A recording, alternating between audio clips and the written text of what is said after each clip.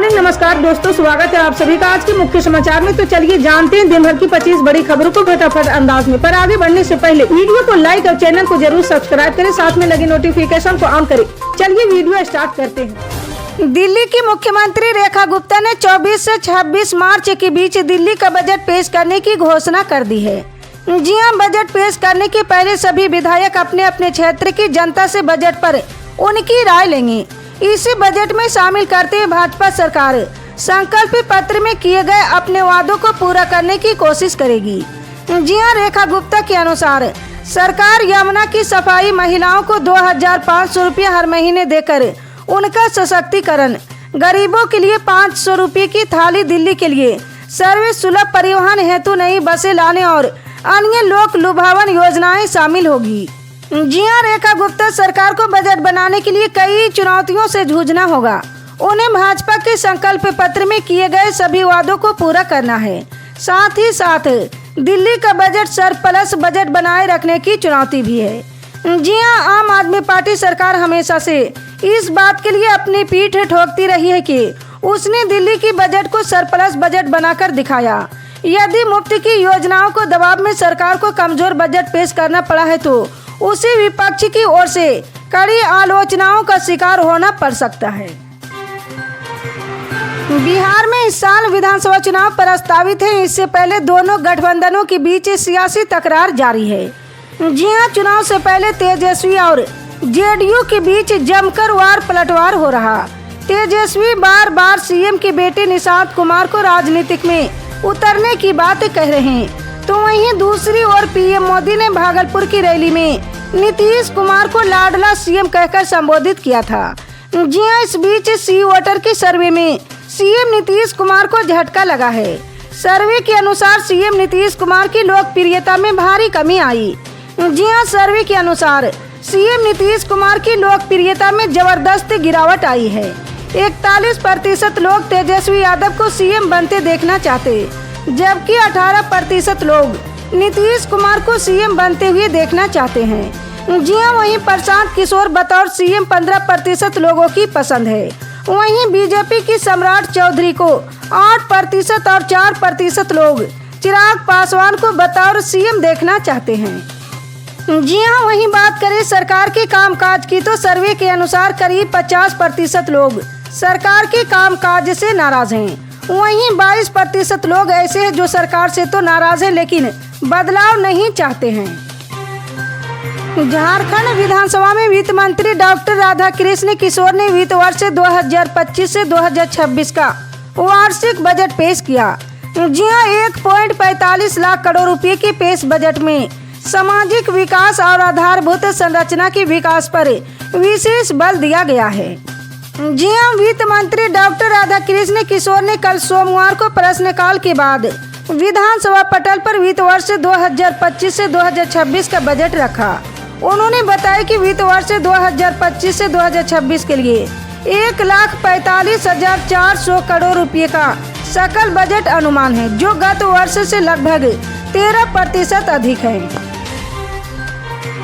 हरियाणा की महिला कांग्रेस नेत्री हिमानी नरवाल की हत्या के आरोप में पुलिस ने सचिन नामक शख्स को गिरफ्तार किया है।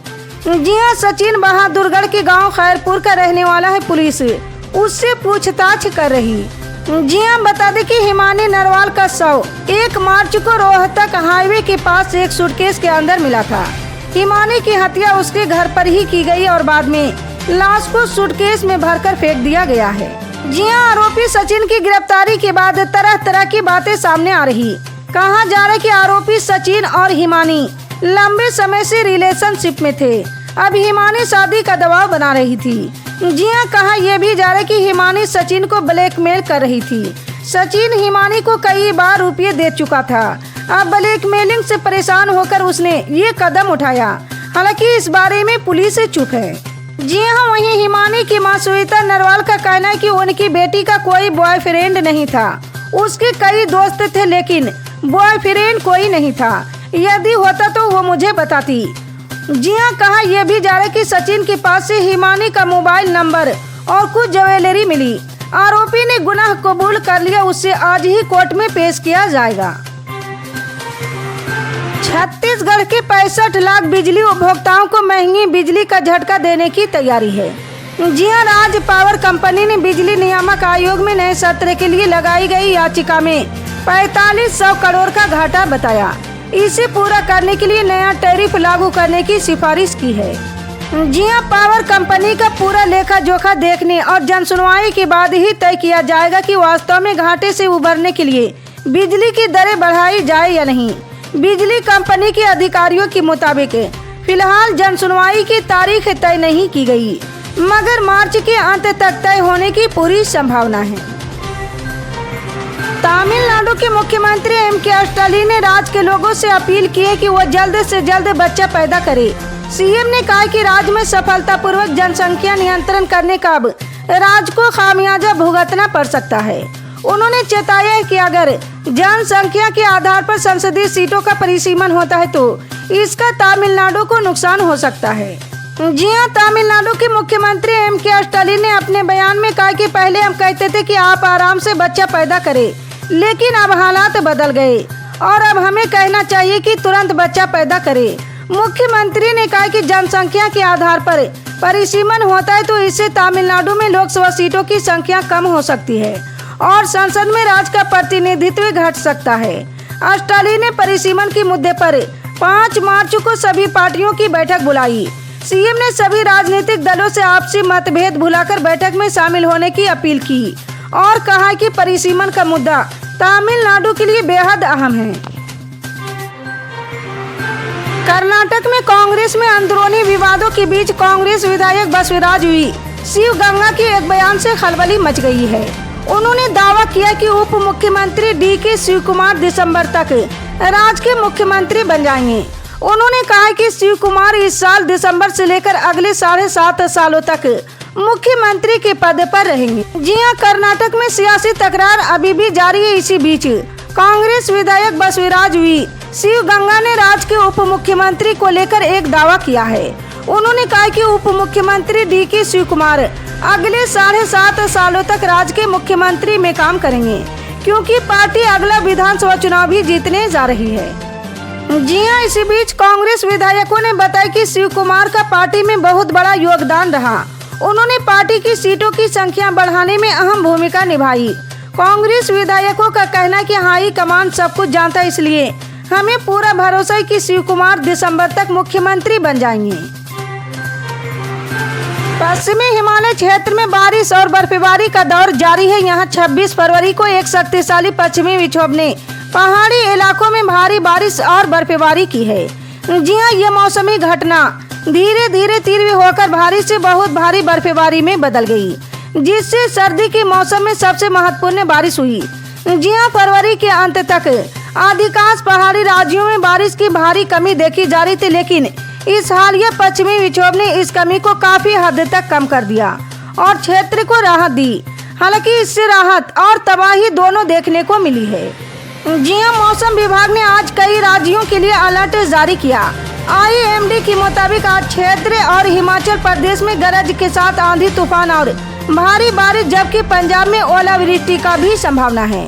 इसके लिए कई इलाकों में येलो तो कई इलाकों में ऑरेंज अलर्ट जारी किया गया। वहीं देश के कई हिस्से ऐसे भी है जहां गर्मी का कहर शुरू हो गया। जी हां, ओडिशा की बोलांगीर में इतनी गर्मी पड़ी है कि रविवार को यहां पारा 38 डिग्री सेल्सियस को पार पहुंच गया है। असम के मुख्यमंत्री हेमंत बिस्वा शर्मा ने एक आयोजन में वामपंथी और उदारवादी को हिंदुओं और हिंदुत्व के लिए सबसे बड़ा खतरा बताया है। जी हां, तुष्टीकरण की राजनीति करने वालों पर वार करते हुए शर्मा ने दो टूक कहा, मुस्लिम समुदाय या ईसाई कभी भी हिंदुओं के लिए खतरा नहीं है। हिंदुओं को कमजोर करने के लिए कुछ लोग हिंदू समुदाय के भीतर हैं और उनकी पहचान करने की जरूरत है। जी हां, शर्मा ने यहां एक निजी संगठन द्वारा आयोजित एक पुरस्कार समारोह को संबोधित करते हुए कहा कि मेरा मानना है कि वामपंथी और उदारवादी हिंदुओं के लिए सबसे बड़ा खतरा है। असम के मुख्यमंत्री ने कहा, पश्चिम बंगाल में हिंदुओं को कमजोर करना ममता बनर्जी को वामपंथियों और उदारवादियों से विरासत में मिला है, लेकिन किसी को ये याद रखना चाहिए कि भारत की सभ्यता 5000 साल से अधिक पुरानी है और इसकी शुरुआत 1947 में देश की आजादी के साथ नहीं हुई थी। इसी तरह की पल पल की अपडेट जानने के लिए जुड़े रहे हमारे MSP न्यूज के साथ। मिलते हैं अगली बड़ी खबर में, तब तक के लिए जय हिंद।